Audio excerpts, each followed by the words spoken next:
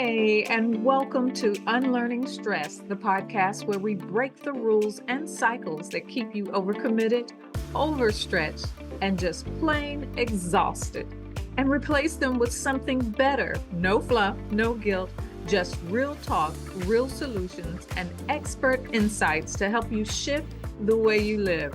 Whether you're here for the first time or you've been with me for a while, you're in the right place. I'm Mischelle O'Neill, your resident emotional wellness coach, and I'm here to help you unlearn the patterns that are wearing you down so you can live with more ease, clarity, and control. Let's get to it.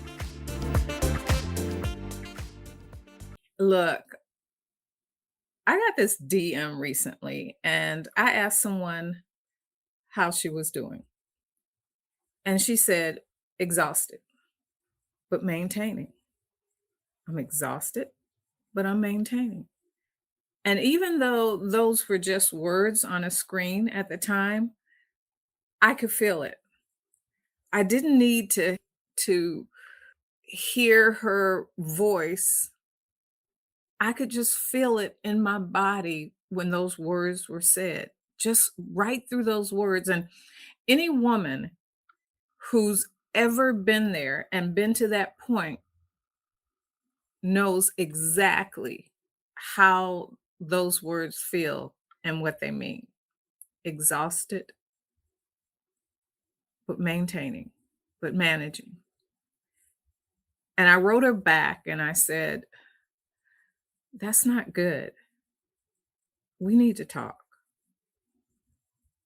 because managing, maintaining, that's not okay. It's not sustainable. And when I told her that, you know what she said? She said, I know. That's the thing. You already know. And that's what I want to talk about today. So let's start with your morning. What a great time, right? You already wake up tired. You went to bed exhausted. Your mind was still going, thinking about what you had to do, what you had to finish, what you didn't finish, what had to be done the next day, right?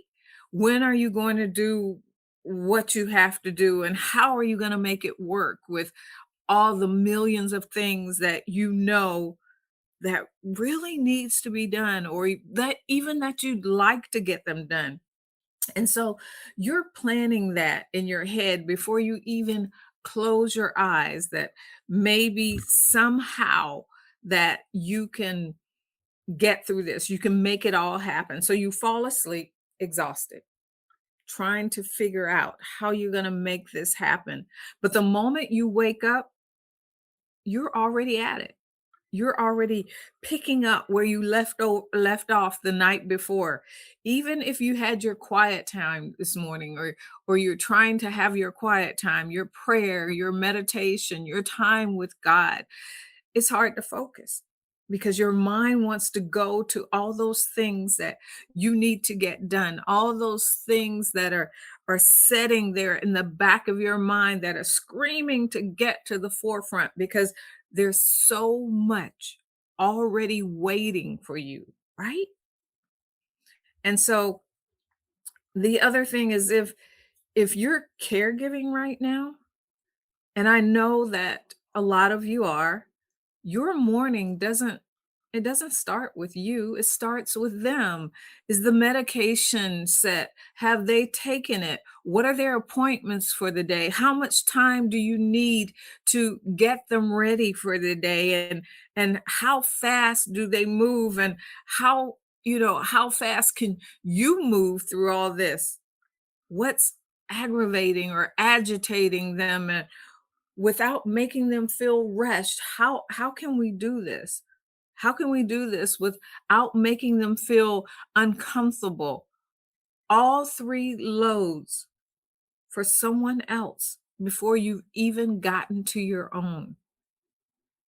And you're probably wondering, what load are you talking about? I'm talking about your physical load, all the things that your body has to go through and do, the physical labor that I'm talking about. And I'm talking about the thinking load, all the planning that you went to bed doing and you woke up this morning doing, all those things, and the emotional load, caring about them, making sure that they're comfortable, that they're not distraught or agitated or feeling rushed, all the things that you have to maintain emotionally, the emotional labor, all of that. And in the middle of that, you still haven't gotten to your own needs. And guess what? The phone rings. It's something for work, something that needs to be taken care of, or something for your business, or something that you need to do. But that phone rings and you're deciding, do I answer it? One moment there's there's there's already chaos,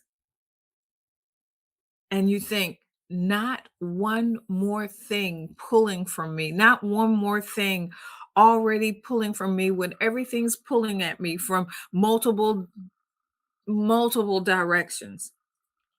And you say, can I have a moment here? But that moment doesn't come, does it? And so you keep going. You keep maintaining, you keep managing, because that's what has to happen. It just has to happen. You've planned your day. You know what needs to get done, you know?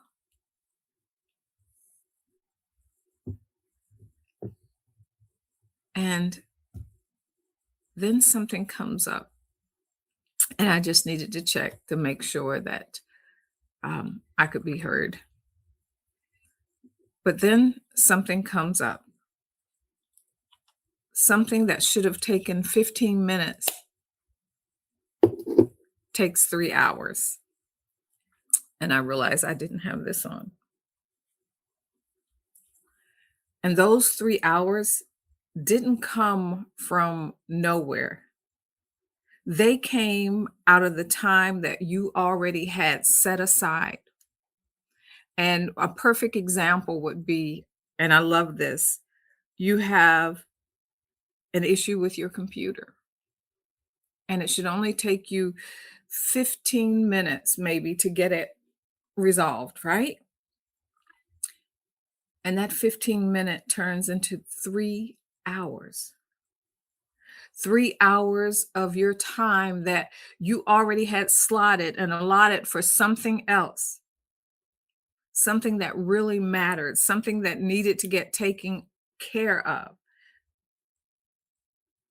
something that matters to you, your business, your dream, the thing that you're trying to hold on to while everything else pulls at you.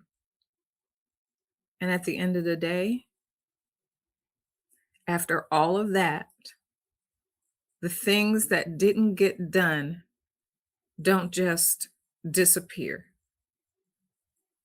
The weight stays. It comes to bed with you.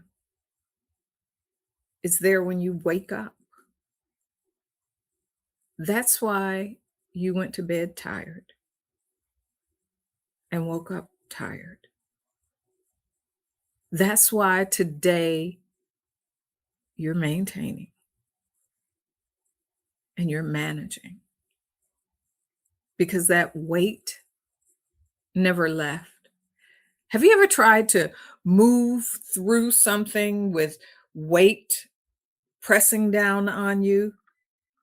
You're just trying to get through to the next thing. And I always think about workout, because I work out, and I wonder sometimes, oh my gosh, one more rep, one more push through. And you're just trying to lift that one more weight. That's what managing, just managing, just maintaining looks like. Not falling apart, not giving up, but just moving through with everything pressing, just trying to push that weight up. So let me ask you something. While you're doing that, while you're managing, while you're pushing through and getting it done and checking it off, what are you giving yourself permission to feel? What are you feeling?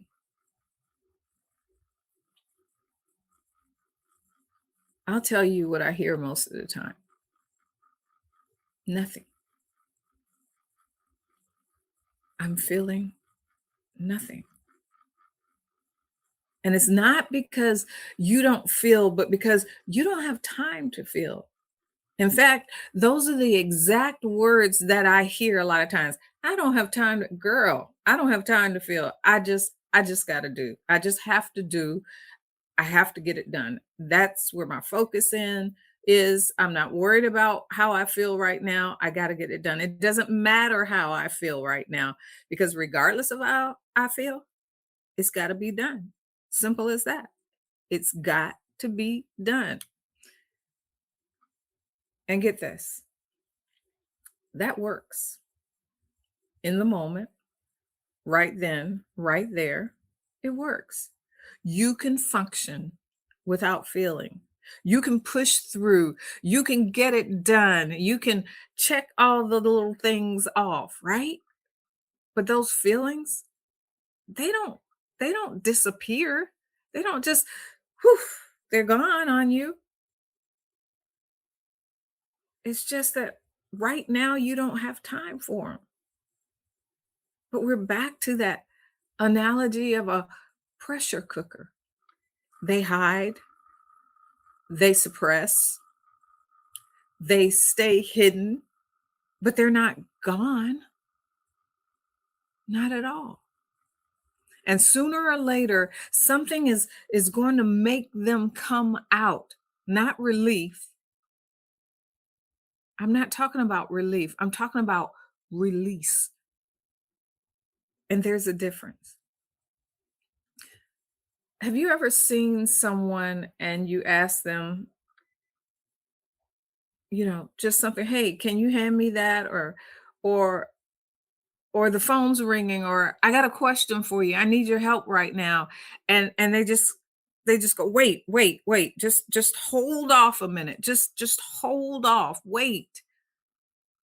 And they're shaking their hands like that because they're trying to give themselves time to reset, to just contain all of that. But cognitively, they can't even process what you're asking in that moment.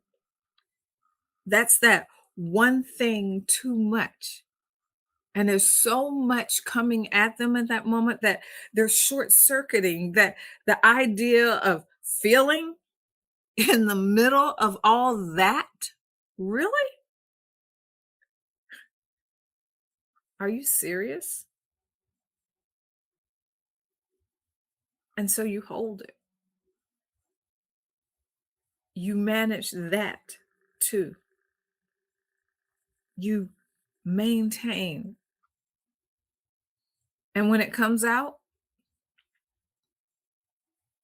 you know, when it comes out, when you're alone, go figure. Tears in the shower, a scream in the car, running on the treadmill, somewhere nobody needs anything from you in those moments. Because Even your release has to be hidden. Even falling apart has to be scheduled and cleaned up before anyone else sees it. And when you get out of that shower, when you get out of that car or you step off that treadmill, you take that deep breath, you square your shoulders, and you say, I'm on. It's like a performer that's walking back on the stage and you took your 5 minutes in the wings, right? And now you're back. And just before you step out that on that stage, you take that breath, you square your shoulders, and you go. Nobody the wiser. Nobody in the audience even knows what went on in the wings. So I want to say something that I really don't think someone calls out that often. The fact that you know, you have the awareness and you don't need to be woke up or educated or convinced that something's wrong. You know that. You have always known that, at least for a long time. It just didn't surface. And when I said you can't keep going like this, that it's not safe, this isn't healthy. You know what this is doing to you. She said, I know. And she was serious. I know. So this isn't about awareness. This is about something else entirely. When you say, I know, what you're really saying, I don't see a way out. Not right now. I don't see where there's room for me to stop. I don't see who actually picks up all of this load when I'm not there to carry it, to hold it. Not right now. I don't I don't see where there's room for me to stop. I don't see any of that. And even if I did, even if someone was willing to step in to help me out, I would have to train them. I would have to show them what to do and how to do it. I would have to manage that whole transition on top of everything that I'm already managing, that I'm already maintaining. So even that out has its cost. And all you can see right now is the cost of stopping, not the cost of continuing. But here's what I need you to hear right now. The cost of continuing is already being paid. Every morning that you wake up tired, every feeling that you don't have time to process through, to deal with, every tear that you shed in that shower, every scream that you have in that car, and every deep breath that you take before you square your shoulders and walk out on that stage of life. That's the cost. And it's being paid whether you see it or not. And you know, and knowing without being able to move forward. That is one of the heaviest places a woman can live. I just want you to think about that for a moment. I don't want you to try to fix it. I don't want you to figure it out right now. Just sit with that for a minute. And I want to close with something really simple. And I mean simple in the best way possible. We've already we've already said that you've been managing and you've been pushing through and you've been getting things done regardless of how you feel. And you know what? You've even been taking your few minutes in the wings and then walking back on stage. You've been doing all the things. And I'm proud that you kept going. You've been doing these things over and over again. And that's a good thing to a point. And I'm not here to tell you that you're doing anything wrong. And I'm not here to add something else to your list. I'm not here to give you a plan or a system or a better way to manage what you're already managing. Because you know. But I do have one question for you. And I just want you to answer that. What do you want? Not what you think you can have, not what you feel is even possible right now. That's not what I asked, not what's realistic, giving everything that's on your plate. I'm not asking you that. I'm asking, what do you want? Really?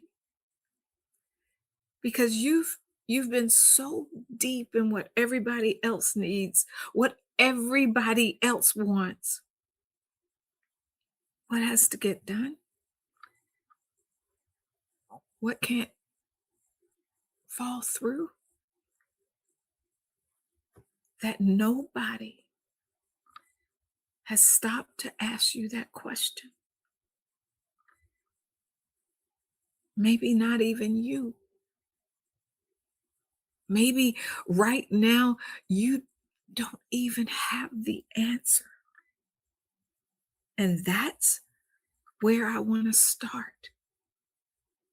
Not with the fixing, not with the figuring out, just with that.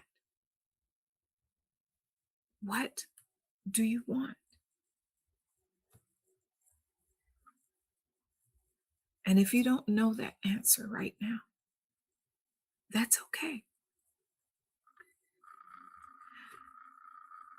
That might be the most important thing that you've learned about yourself today,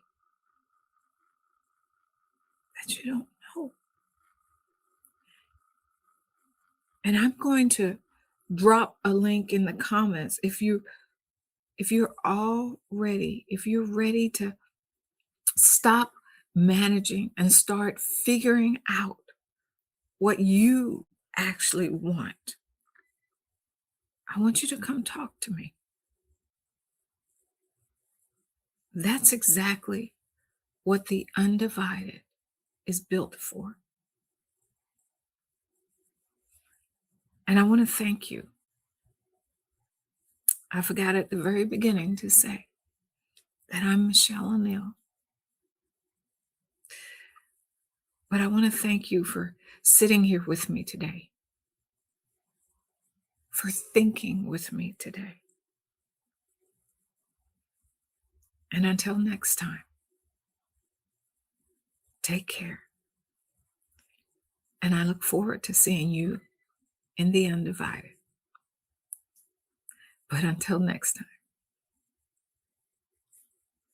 bye-bye.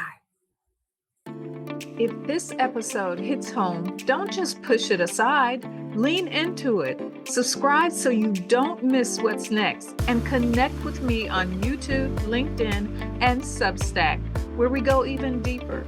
Links will be in the comments. And if you're ready to start unlearning the patterns that keep you stuck, keep listening, because real change happens one choice at a time. I'll see you next time. Take care. Bye-bye.